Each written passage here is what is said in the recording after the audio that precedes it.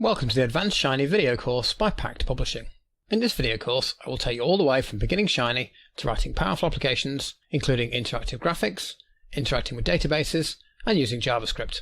We will also look at sharing applications, including Shiny Server and Shiny Apps. My name is Chris Bealey.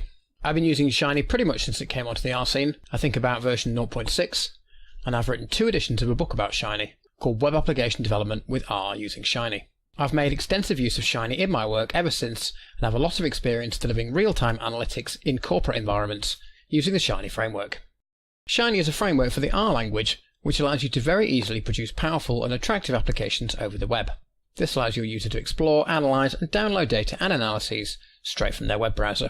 Let's see what we're going to cover in the course. We'll start by looking at some of the advanced features of Shiny, linking interactive plots together, adding a password and using Shiny gadgets. Then we'll look at writing better, more easily maintainable code using functions and modules.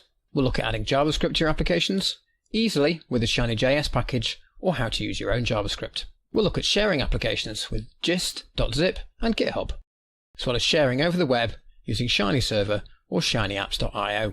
Finally, we'll look at creating persistent data in Shiny applications, using simple files or databases, and how to write code to interact with an SQL database easily and safely.